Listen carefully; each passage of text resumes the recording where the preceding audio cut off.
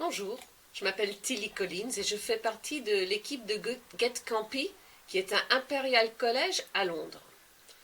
Ceci est pour donner un bref aperçu de la façon dont la modélisation BBN s'inscrit dans le projet. Alors Get Campy cherche à quantifier les sources d'infection et à rendre les données génétiques et socio-économiques qu'il recueille utiles pour la santé publique. Ces données peuvent ensuite aider à concevoir ou à renforcer les interventions visant à réduire les maladies diarrhéiques. Ces données en elles-mêmes ne peuvent pas informer la politique, elles doivent être interprétées. Le BBN est une des méthodologies qui peut être utilisée pour explorer les liens entre les diverses sources de données et des interventions spécifiques. Bien sûr, aucune intervention ne peut être efficace si elle ne tient pas compte de la culture locale, des normes sociales, des réalités économiques, etc.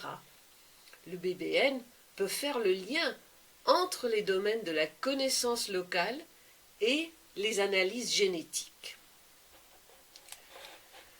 Le BBN pourra s'appuyer sur la meilleure compréhension livrée par le projet sur les réseaux de transmission de Campylobacter pour aider les experts locaux à explorer les possibilités d'intervention et en s'appuyant sur un modèle. GetCampy répondra à des questions telles que la probabilité, par exemple, que les poules dans la maison soient une source d'infection par Campylobacter en fonction de certains facteurs socio-économiques ou culturels.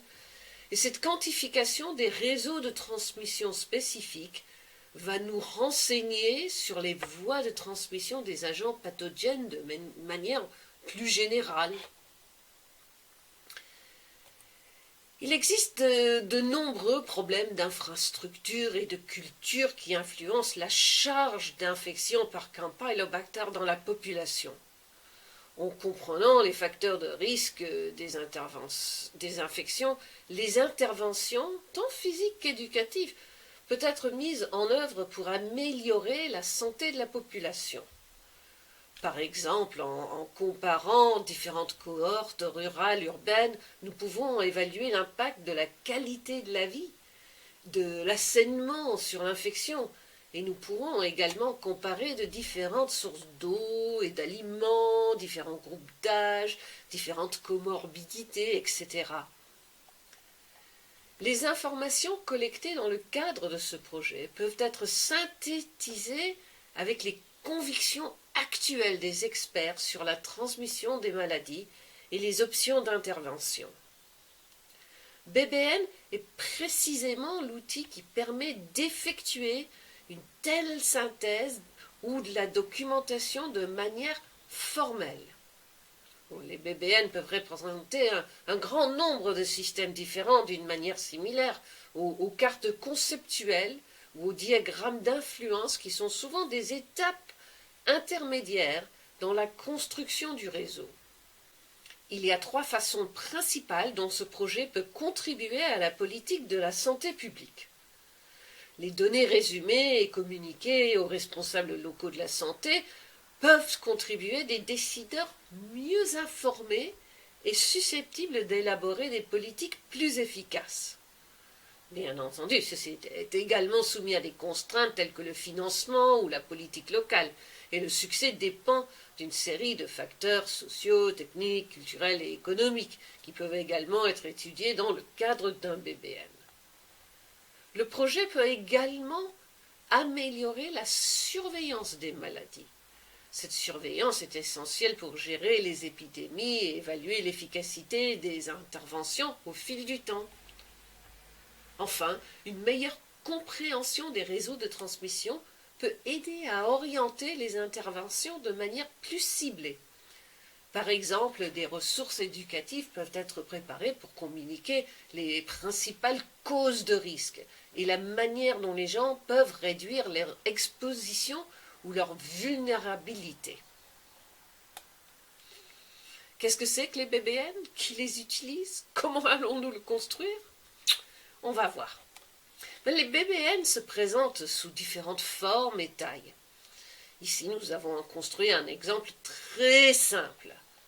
Toutes les sections sont connectées et la direction de causalité est connue. Par exemple, nous savons ici que l'accès aux soins peut améliorer la santé des enfants. À noter que cependant, dans la réalité, l'inverse peut également être vrai. Les soins sont une ressource limitée et si moins de personnes en ont besoin, l'accès peut être amélioré pour les autres. Les boucles de rétroaction positives et négatives peuvent exister et être importantes, mais il est difficile de les saisir avec un BBN si simplifié. La structure d'un modèle peut également être apprise à partir des données. Remplacer la connaissance et la compréhension humaine par des données n'est qu'une option viable que lorsque l'on dispose d'un grand nombre de données de haute qualité. C'est de plus en plus le cas maintenant, notamment en médecine où les BBN sont largement utilisés. Voici un modèle de diagnostic d'une maladie de foie à élaborer à partir de l'expertise médicale et d'un énorme nombre de données. Il est bien plus complexe. Les BBN destinés aux utilisateurs humains sont beaucoup plus simples et impliquent moins de paramètres et de structures explicables. Les modèles que nous visons à construire seront de taille similaire au modèle Decision Tool que l'on voit ici. Ce BBN a été construit pour explorer les options politiques de gestion d'une pêcherie. Il évalue le choix des objectifs et des décisions de gestion, représentés par les rectangles, et éclairés par les préférences des différentes parties prenantes. C'est pour ça qu'il existe un lien entre les objectifs et l'engagement social, car certaines parties prenantes ont clairement indiqué qu'elles ne s'engageraient pas à prendre une décision si elles n'étaient pas d'accord avec les objectifs de gestion. Il existe donc un variable intermédiaire appelé mise en œuvre, implémentation, qui dépend à la fois des décisions prises et de l'engagement des parties prenantes à l'égard d'une décision. Ce contexte est similaire au nôtre. Il existe des interventions à envisager telles que des campagnes d'éducation communautaire, des subventions pour le traitement de l'eau domestique ou d'autres améliorations de conditions de vie. Des facteurs culturels, sociaux et économiques influencent le succès de ces interventions. Des contraintes budgétaires pèsent sur la rapidité de la mise en œuvre des décisions concernant l'eau courante, l'amélioration de la nutrition, l'éducation, les soins de santé et l'assainissement. Ils peuvent tous faire partie de notre réseau. Dans cet exemple, vous pouvez également voir des utilités ou des variables en forme de diamant qui représentent les avantages pour les différentes parties prenantes. Les trois fonctions d'utilité du bas représentent les trois groupes d'acteurs. Ceux qui sont intéressés par la présence du poisson dans les rivières en tant qu'élément d'un écosystème sain, ceux qui sont intéressés par la capture et la vente commerciale du poisson, et ceux qui sont intéressés par la pêche pour le loisir. Les variables intermédiaires de ce modèle saisissent la façon dont les stocks réagissent aux différents régimes de gestion et sont des résumés d'un modèle bioéconomique complexe qui a été construit parallèlement au BBN.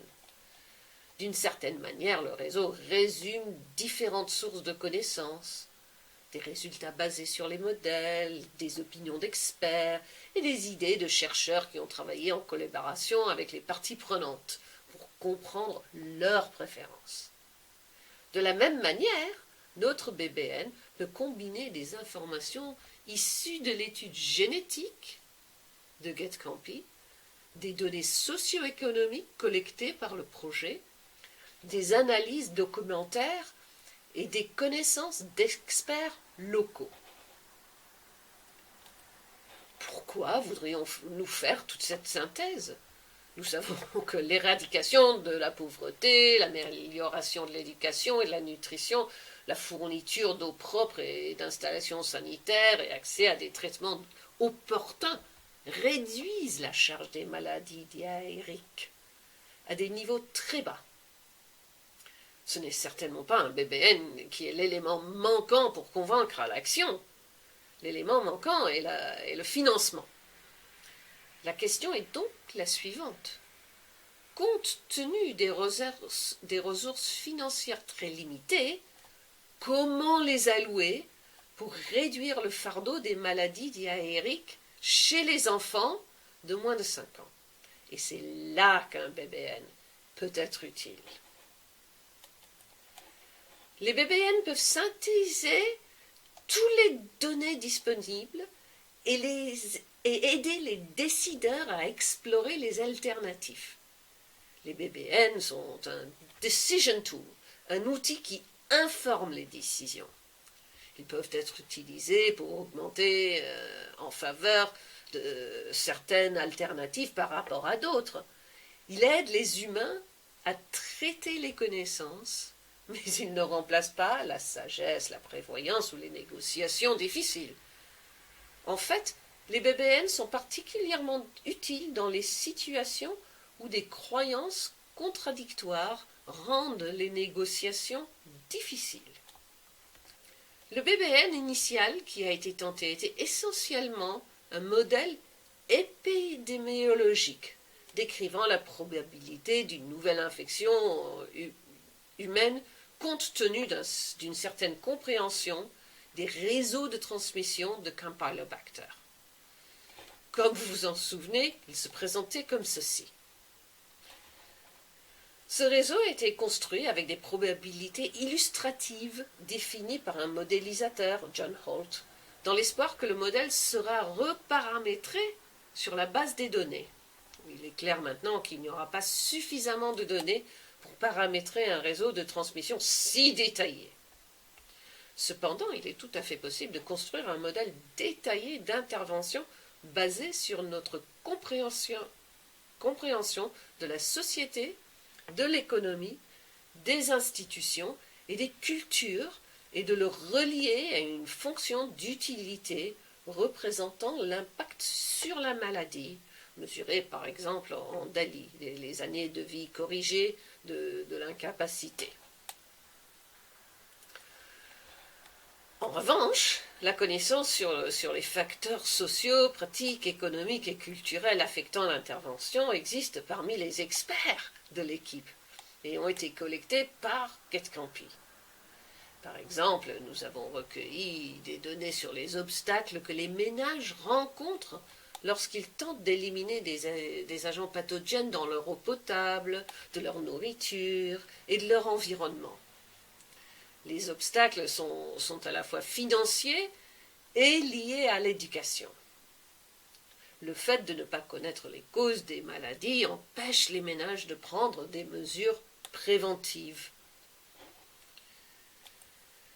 Les interventions telles que les campagnes éducatives, le contrôle de l'eau potable, les subventions pour des comprimés de chlore, des filtres à eau, des dalles en béton et des systèmes de chasse d'eau dans les toilettes, du savon, etc., peuvent être inclus dans le BBN et peuvent modéliser les améliorations de la santé qui en résultent. Nous pouvons construire un BBN exploratoire à partir des connaissances locales disponibles, d'une revue de la littérature et des données du projet.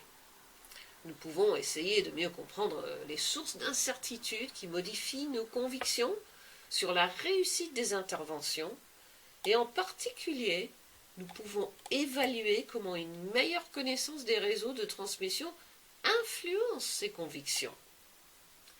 En identifiant les principaux facteurs d'influence, nous pouvons donner la priorité à la poursuite de la recherche.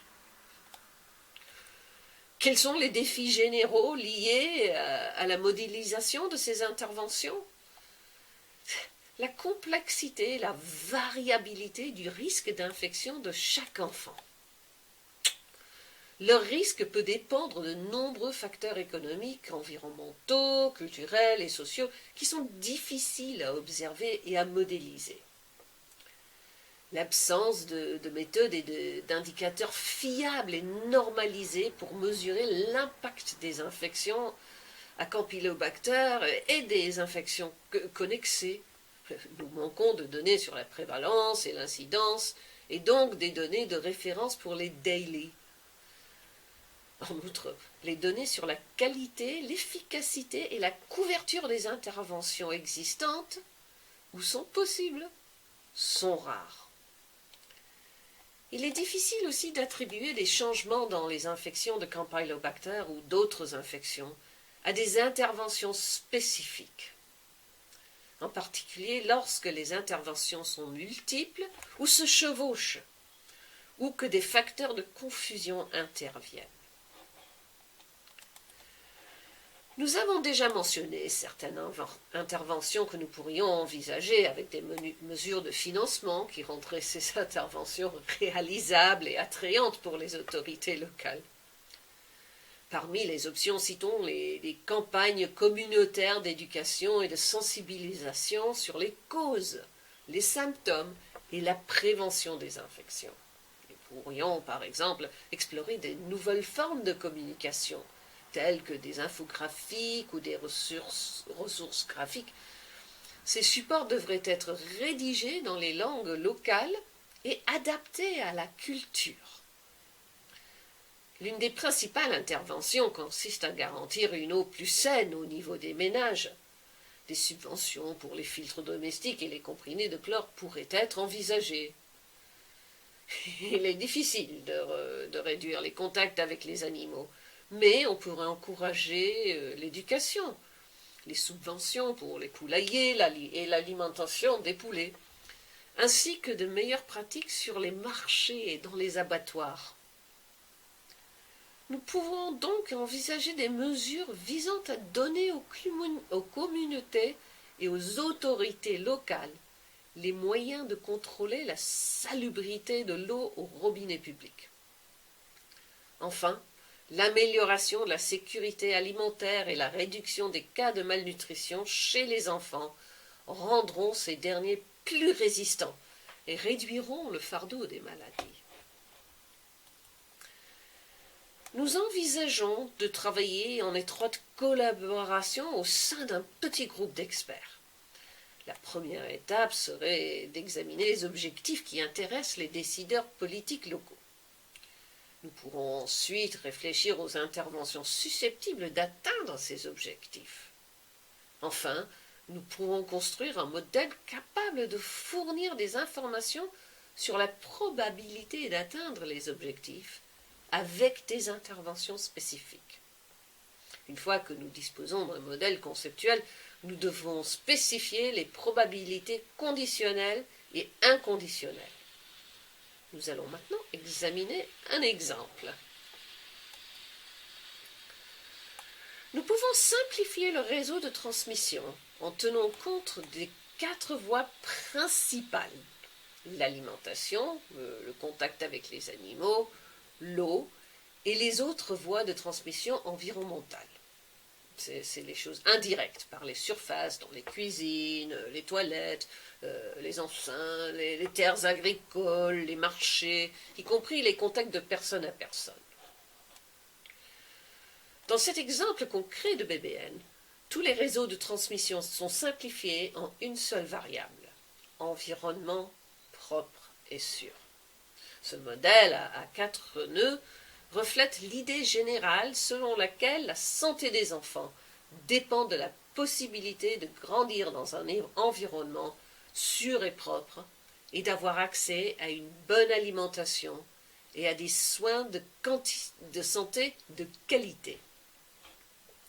Dans le vocabulaire du BBN, nous dirons que le nœud de santé des enfants est l'enfant de 3 nœuds par an: un environnement sûr et propre, la nutrition et les soins de santé. Nous commençons enfin à voir comment le modèle fonctionne réellement. Tout d'abord, nous devons spécifier les états des différentes variables et de leurs probabilités préalables, les priors, avant toute action ou observation. La variable environnement sûr et propre a deux états, vrai et faux. Et il en va de même pour une nutrition adéquate et l'accès aux soins de santé. Le système binaire n'est pas idéal, mais il illustre les approximations courantes dans ce type de BBN. Dans ce réseau, la probabilité que l'enfant vive dans un environnement sûr et propre est de 60%. Cela peut aussi être interprété comme le fait que 60% des enfants sont censés vivre dans un environnement sûr et propre par rapport à un certain seuil de ce qui signifie sûr et propre. La partie la plus compliquée de ce réseau est la table de probabilité pour la variable mortalité des enfants de moins de 5 ans est élevée. Ici, nous devons spécifier la probabilité que la variable soit dans un état vrai, compte tenu de toutes les combinaisons des 3 variables parentales dont elle dépend. Par exemple, la probabilité la plus faible, 10%, que la mortalité infantile soit élevée, se produit lorsque tous les enfants vivent dans un environnement propre et sûr, bénéficient d'une alimentation adéquate et ont accès à des soins de santé universels. Voici 2 versions du réseau. L'une en haut à gauche où aucune observation n'est entrée et l'autre où nous observons que la mortalité infantile est élevée. Vous pouvez voir que toutes les distributions parentales sont mises à jour, mais que certaines le sont plus que d'autres. La force de la connexion entre les variables est déterminée par les probabilités conditionnelles. Lorsque nous avons construit le réseau, nous avons spécifié que la mortalité dépendait plus d'un environnement propre et sûr que d'autres variables. Et c'est la raison pour laquelle, lorsque nous observons la mortalité, nos croyances sur l'environnement sont mises à jour plus fortement que nos croyances sur les autres variables. Ici, nous pensons que 60% avaient accès à un environnement propre et sûr avant d'observer la mortalité. Mais après avoir constaté que la mortalité est élevée, nous concluons que seuls 32% des enfants bénéficient d'un environnement propre et sûr. Inversement, si l'on constate que la mortalité est faible, c'est que l'on a sous-estimé le nombre d'enfants qui vivent dans un environnement propre et sûr. Au lieu de 60%, on l'estime maintenant à 75%. L'information peut également passer des variables parentales aux variables enfantines. Par exemple, nous observons ici que tous les enfants ont accès à une bonne alimentation et à un environnement propre et sûr, ce qui met à jour nos croyances sur la mortalité infantile. Alors que nous pensions auparavant que la mortalité était faible à 66%, nous sommes désormais plus confiants, 88%. La construction d'un BBN pour GetCampy doit être un effort commun qui utilise à la fois des données collectées par le projet et la connaissance d'experts et la familiarité avec le contexte local. Les données sur les conditions socio-économiques, l'éducation, les pratiques d'hygiène, les croyances sur les maladies et les obstacles auxquels les gens sont confrontés lorsqu'ils tentent d'assurer que leurs enfants sont en sécurité seront particulièrement utiles.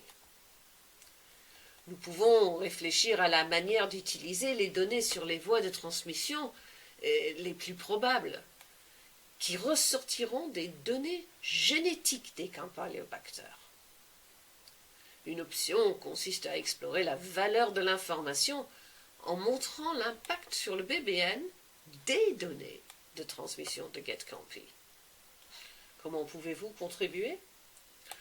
Vous pouvez nous aider en contribuant à la construction d'un réseau décrivant les interventions possibles et vos croyances sur leur efficacité. Vous pouvez nous aider à conditionner ce réseau en fonction de vos convictions et de votre expérience. Nous ne pouvons et nous ne devrions absolument pas faire cela sans vous. Si ce genre d'analyse vous intéresse, ou pour en savoir plus sur les Decision Tools, consultez cette publication qui sort du réseau AU4DM. Et enfin, le changement climatique a des implications sanitaires importantes dans le contexte de la diarrhée et de la vie générale.